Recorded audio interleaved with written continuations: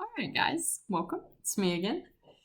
So what we're going to do today is take a look at how to create a data table in Microsoft Word, and some of these same principles can be used to do the same thing in Google like Sheets as well.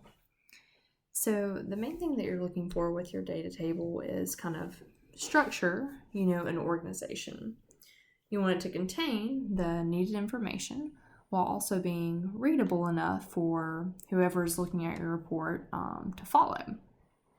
Okay, so the way you actually get to a table is first you go to the Insert button and then you look for the table, all right? Then once you click it, it'll give you options for kind of the size of your table. And again, that kind of depends on, how you're organizing it. So what I'm going to do kind of for this tutorial is show you how to take kind of this large data table that was a part of your initial lab report and kind of condense it to a smaller, more concise data table that you might actually include in the results and discussion section of your formal, written up lab report. So I'll just kind of start with a few columns there. I know I'll need at least 3 columns since we were testing 3 different types of juice, if you will. All right. And so what I'm going to do now is I'm going to kind of go through and pick out the main summary pieces of data. So one I'm going to choose is the weak acid that was titrated. Since that kind of tells me something about the chemical that I was, testing for that particular juice. So what I'll do is I'll kind of make my labels out to the side. So I'll say weak acid that was titrated. And then I can go in and type, so far, the names of the actual acids. All right. So then, what I can do here where it says molarity of NaOH used and NaOH volume noted at endpoint, okay? The NaOH volume noted at endpoint is not really one of the main data pieces because what we're more interested in is the NaOH added at the equivalence point, all right? It is important to know the molarity, but what I can do to combine those into just one row is the following. I can say volume, or I can say 0.100 molar NaOH, volume of 0.10 molar NaOH at equivalence point. And then, to save space, I can include the unit in the main title, and then everything I type across, it's understood that it should have that unit. Okay.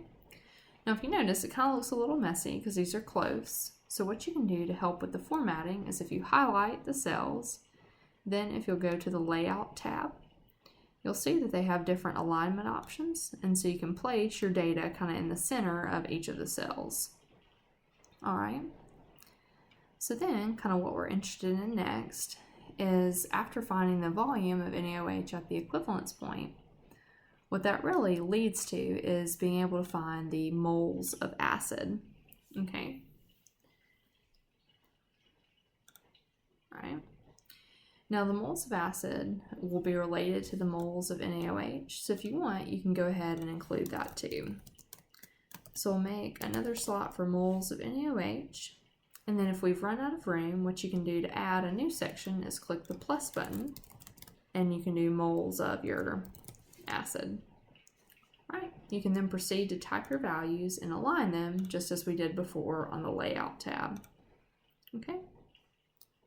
Then finally, what we want to end with is the concentration of the acid. All right.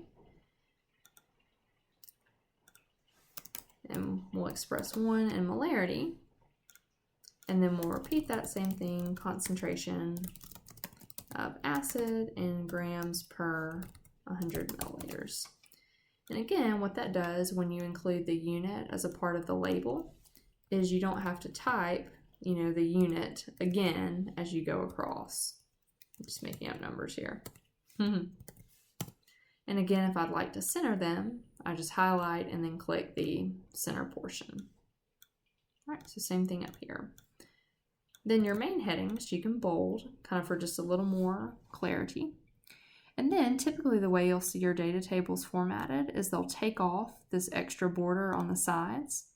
So what you can do is highlight kind of that outer column, if you will. And then if you go to table design and look at the borders section, then it gives you options for which borders to remove. So since we're on the left side, we'll remove the left border. Then we'll kind of repeat that for the right border. All right. And so I'm going to put this on a different page just so we can see it at one time. All right. Then if you notice, I've kind of got different, sizes going on. So what you can do if you want to kind of neaten up your table is highlight all of the squares. Then if you go to layout, you can distribute the rows so that they even out a little more nicely. All right. Then again, if you need to recenter, anything, then you can do that at that time. Now sometimes, you may want a certain row to be smaller. So what you can do is just kind of grab the border of that row and you can move it to either make that row, smaller or larger, kind of just depending on what your, needs may be. Okay. So then, you can fill in the rest of your table and kind of go from there. Now sometimes in the data table you may see other like portions of the border taken out. That's kind of optional, up to you how you like to do it. So sometimes you may see the inside borders